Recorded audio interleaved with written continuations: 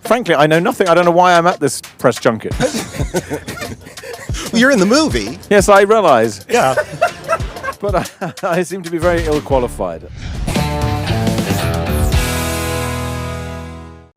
Truth be told, we helped the wrong person steal the wrong thing. But we're gonna fix it. Well, we have a druid, a bard, a barbarian, a paladin, and a rogue with us here today. Who felt seen by this casting, and who had to stretch themselves?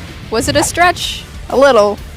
You had to wear horns, I right? had to wear horns. I also had a tail. You had to wear 2 corsets? I had to wear 2 corsets. Slingshot? I was slingshot. A lot on my body to be wary of. It was a lot of fun. I'm not really a acrobatic person, but the character was, so I was learning how to do a front roll and a It was a back very roll impressive and front roll. a lot of rolling. I feel like I crawling could on see the ground. inner owlbear in you Yeah. from the beginning. I'm so glad. What is that again? It's an owlbear. You know, Holga doesn't roll. She's more of a chopper.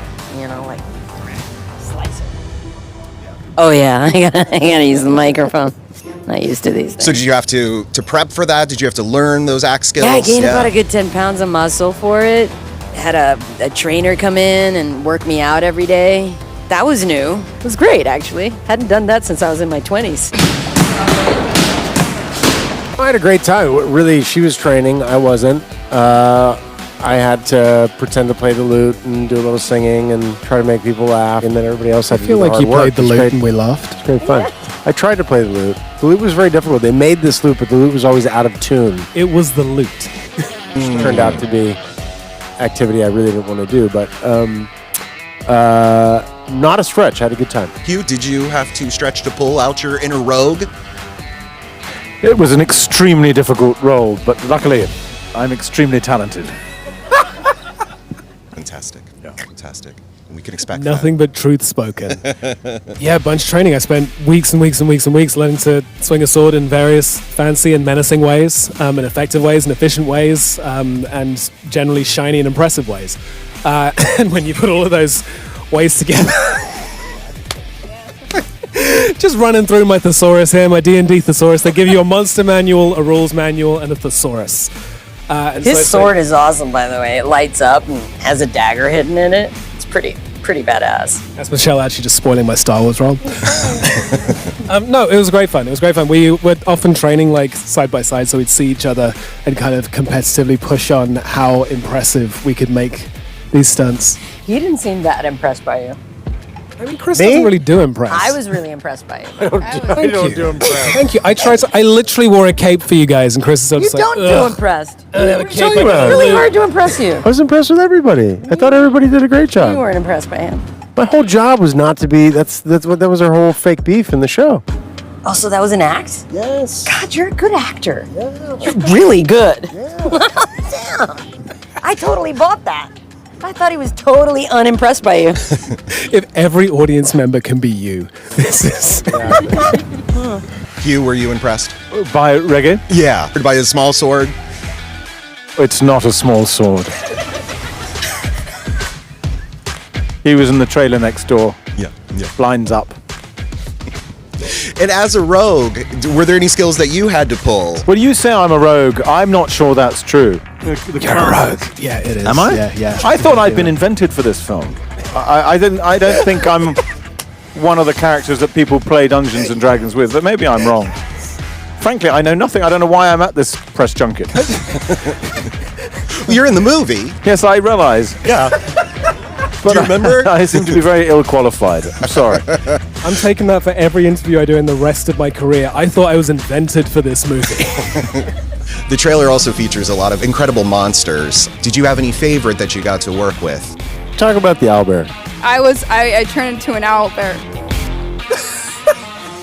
I didn't actually see what it was going to look like until today. I legitimately thought you were about to say I didn't actually turn into an owlbear. I thought I was going to at least be the owlbear, like have like the dots on me and do all the business, and I didn't have to do that. But I did a lot of prep for it. You know, I had to like look myself in the mirror and tend to see what it like to be an owlbear, and that was for nothing. Can we see a little of that? No, what your owl there? I'm trying to not go back to that. But it was fun. I found the monsters annoying. I was doing a very, very good scene. Really, it was one of my best acting ever.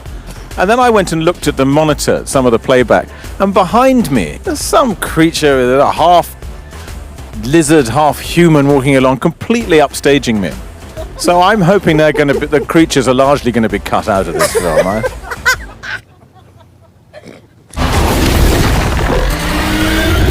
We're huge Stranger Things fans here, and since it did so much to repopularize D&D, we got to ask you, what song would save you from Vecna? Oh, wow. There's so many songs that come to mind. Passenger by Iggy Pop is a good one.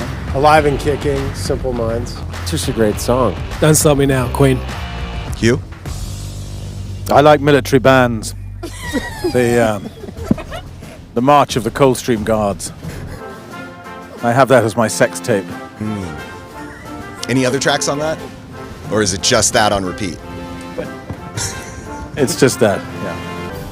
Sophia?